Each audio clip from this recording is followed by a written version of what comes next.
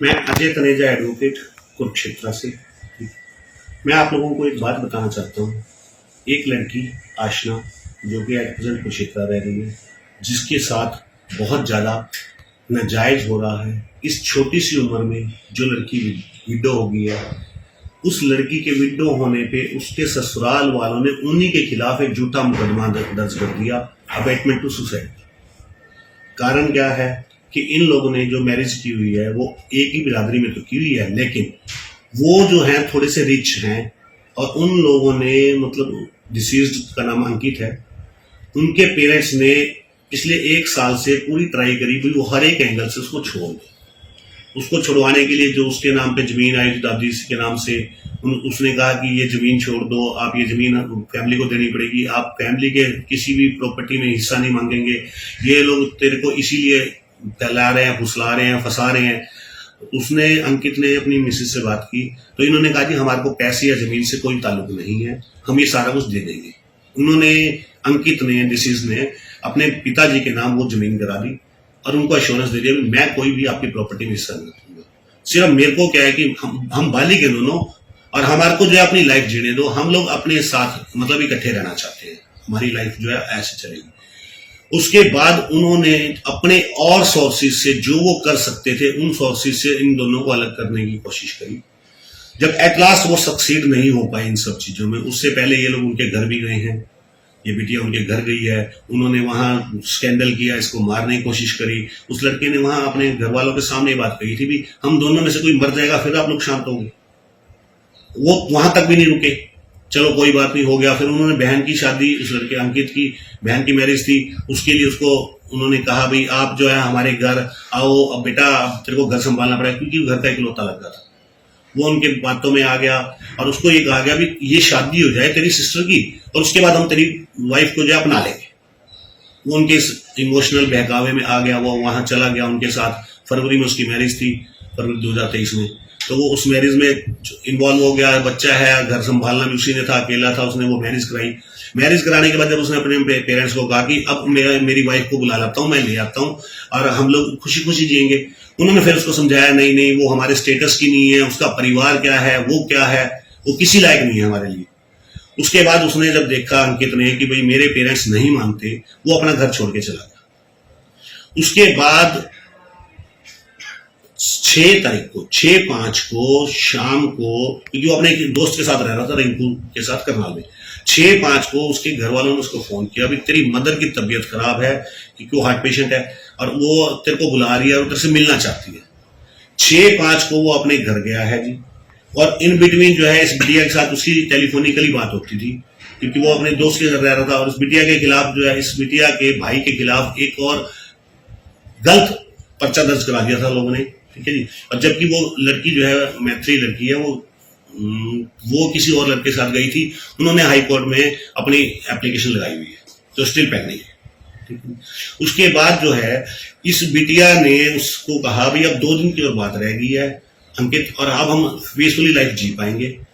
6 तारीख को जब वो वहां गया है तो उन्होंने, उसके पेरेंट्स ने ये कहा है कि उसने जो है जहर खा लिया है और वो जहर खा के उसकी डेथ हो गई। और वो जहर खाने की वजह कौन है, 7 तारीख को एफआईआर दर्ज कराते हैं, ये लड़की अंकिता, सॉरी ये लड़की और इसकी फैमिली मेंबर्स, उनकी वजह से उसने जहर खाया।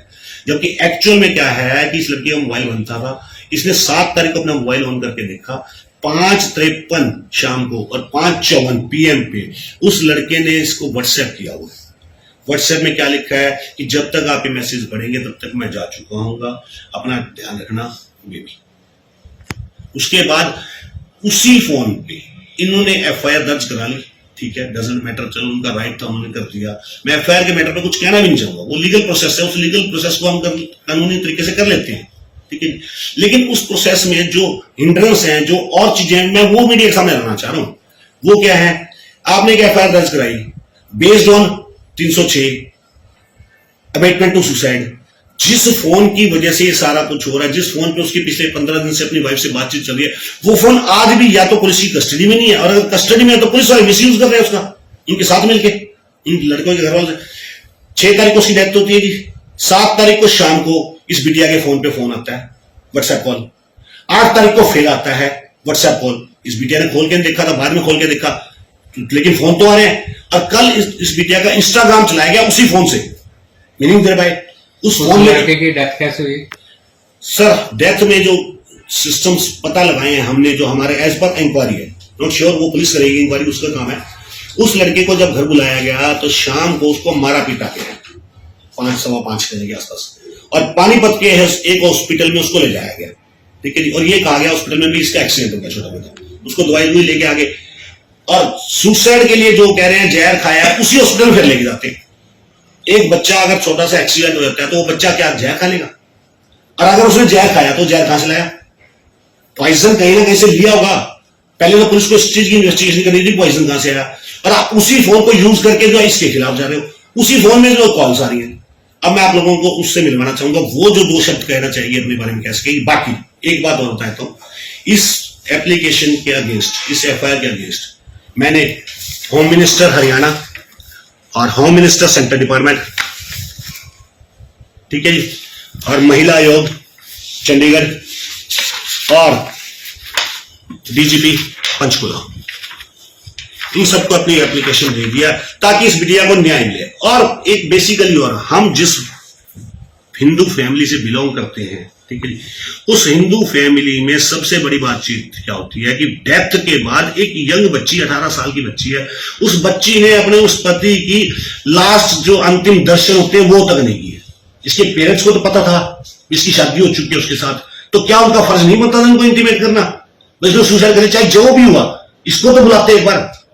आप लोगों ने उसको अंतिम दर्शन भी नहीं करने दिए। वो बच्ची जो आज 18 साल की बच्ची विधवा हो गई है, आप उसके खिलाफ पर्चा दर्ज करा रहे हो, कराओ, लीगल प्रोसेस में जाओ, लेकिन आप लोगों ने इतना नाजायज करा उसके साथ। आज आप उसी फोन का यूज करके क्या साबित करना चाह रहे हो? और आज भी I am sure, not 100% but sure, उसका व्हाट्सएप लॉग है। व्हाट्सएप लॉग ये बिटिया खोल सकती है इसके पास, उसके पास दोनों हस्बैंड वाइफ के अंदर था, उनको कौन इसको भी होता है। और उसी व्हाट्सएप के अंदर जो सारी चीजें, अगर वही डिस्ट्रॉय होगी तो उस बच्चे का पता कैसे लगेगा वो डेथ कैसे हुई?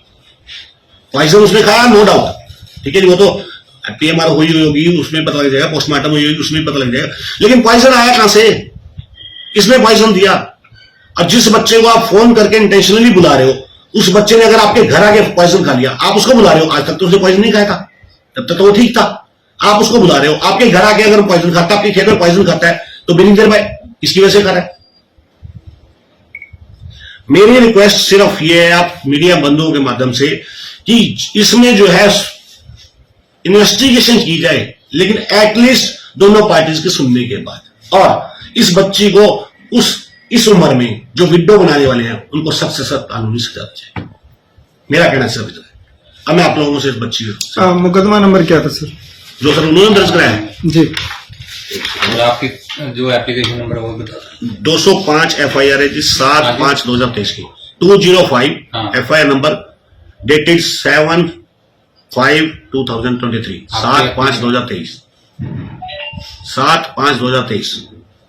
पीएस है इसराना, पुलिस स्टेशन इसराना, जो उन्होंने एफआईआर दर्ज कराई है।